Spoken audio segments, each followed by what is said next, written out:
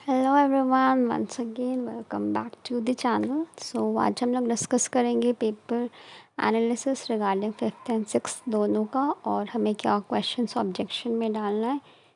एक एक करके हम लोग डिटेल में देखेंगे, ठीक है। अगर देखा जाए दोनों ही डेज़ का 5th and 6 September 10 to 15 question easy थे, देन मॉडरेट थे एंड हार्ड लेवल, ठीक है। तो दोनों का पैटर्न सेम ही था। अब देखते हैं कुछ क्वेश्चंस ऑब्जेक्शन के लिए। ये एक स्टूडेंट का क्वेरी भी था। क्वेश्चन 83, डे 5th का, bank of Bengal was renamed to which bank. Bank of Calcutta renamed हुआ था बैंक ऑफ बंगाल, और ये मद्रास और बैंक ऑफ बॉम्बे के साथ मर्ज होकर के बैंक नेशनलाइजेशन के बाद इसका नाम आया था एम्पेरिकल बैंक या फिर state bank of India. Option C के बजाय इससे ऑप्शन ए रहना था, state bank of India.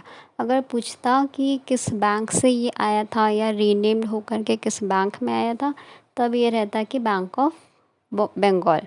But पहले कलकत्ता था, फिर बंगाल हुआ और उसके बाद state bank of India. According to me, as पर क्वेश्चन 83, आंसर होना चाहिए ऑप्शन ए नॉट सी, ठीक है। इसके बाद दूसरा क्वेश्चन है question 102, when did banking regulation act came into effect. तो इसका आंसर है 16 मार्च 1949। बी नहीं होगा, ए होना चाहिए, क्योंकि अगर हम लोग बैंकिंग रेगुलेशन एक्ट विकीपीडिया से भी देखते हैं, यहाँ पे दिया हुआ है that it came into force from 16 मार्च 1949। अगर हिंदी में भी क्वेश्चन पढ़ते हैं तो ये लिखा हुआ है कि बैंकिंग रेगुलेशन एक्ट कब लागू हुआ, तो यहाँ पे भी लिखा हुआ है यह 16 मार्च 1949 में लागू हुआ, और इंग्लिश में से बोलते हैं इनैक्टेड। 10 मार्च जो है वो इनैक्टेड है, या फिर हिंदी में बोलेंगे अभिनीत किया गया।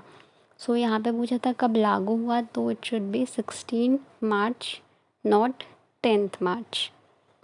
फाइन। ये दो क्वेश्चंस मिले हैं। इसके अलावा आप लोग को अगर कुछ ऑब्जेक्शन या डाउट होगा, you are free to comment. Next हम लोग देखते हैं 6 सितंबर का। 6 सितंबर का ये क्वेश्चन था। Question 66, which of the following designated is not in the hierarchy of top level management. Top level में कौन सा नहीं आता है। चेयरमैन आता है, डायरेक्टर आता है, प्रेसिडेंट आता है, product manager will be the wrong answer. Instead of D इसका आंसर बी होना चाहिए। ये हम लोग NCERT का रेफरेंस भी दे सकते हैं। जो फर्स्ट चैप्टर है उसमें देखिए टॉप मैनेजमेंट में लिखा हुआ है, it is usually referred to as chairman, chief executive, president, vice president. ये टॉप मैनेजमेंट में, और जो प्रोडक्शन मैनेजर है वो मिडिल लेवल में आता है। फाइन। क्वेश्चन 66 का बी होना चाहिए, ठीक है। बस यही एक मिला। एंड जो लोग बोल रहे थे 5th का इजी है, 5th का डिफ़िकल्ट है, 6th का इजी, ऐसा कुछ नहीं। हम लोग ये बहुत सारा क्वेश्चंस डिस्कस किए थे। ये इजी क्वेश्चंस भी देख लेते हैं 5 सितंबर का। First one is verification. Verification तो हेडिंग ही था, verification of assets and liabilities. Statutory auditor कौन अपॉइंट करता है मेंबर्स। फर्स्ट ऑडिटर कब तक होता है, conclusion of first annual general meeting. ये सारा क्वेश्चंस हम लोग ये थे क्लास में डिस्कस किए थे, और ये इजी लेवल का है। इंडस्ट्रियल डिस्प्यूट एक्ट में कौन आता है, employer, employers. This is the repetition question, दोनों डेज में हुआ था। वर्किंग कैपिटल को क्या बोलते हैं, ऑपरेटिंग कैपिटल।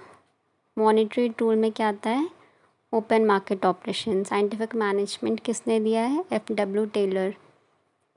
फर्स्ट RRB का नाम क्या था, प्रथमा ग्रामीण बैंक। फर्स्ट फाइनेंशियल इंस्टीट्यूशन क्या था, IFCI। IFCI कब स्टैब्लिश हुआ था, जुलाई 1948। देन नेगोशिएबल इंस्ट्रूमेंट कौन से एक्ट के अंदर आता है, कौन से नेगोशिएबल इंस्ट्रूमेंट कौन से सेक्शन में आता है, 4, 5, 6, 13। तो 4, 5, 6 जानते हैं, प्रॉमिसरी नोट चेक और promissory note cheque and bills of exchange आता है। ऑप्शन 13 वाला होगा। डेट ऑफ जॉइनिंग को क्या बोलते हैं, ओरिएंटेशन। ये हमारे स्कूल्स एंड कॉलेजेस में भी होते हैं। देन सिलेक्शन प्रोसेस को क्या बोलते हैं, रिक्रूटमेंट। ये सारे इजी क्वेश्चंस थे। दोनों ही लेवल कंपेयर करके देखेंगे तो प्रीवियस क्वेश्चन या जो इजी लेवल के वो दिया हुआ है 10 to 15 क्वेश्चन होगा जो सबके लिए इजी है और इसमें सबको मार्क्स आना चाहिए। इसके बाद जो मॉडरेट टू डिफ़िकल्ट है वही हमारा कट ऑफ बताएगा, वही हमारा स्कोर बताएगा। सो 2 क्वेश्चंस जो है 5 सितंबर के 2 क्वेश्चन आप लोग ऑब्जेक्शन के लिए डाल सकते हैं एंड 6 सितंबर का क्वेश्चन 1 है। और हो सकता है इसके बाद आफ्टर 26 रिस्पॉन्स शीट आ जाए तो अच्छा है, वरना फिर हमें रिज़ल्ट के लिए वेट करना पड़ेगा।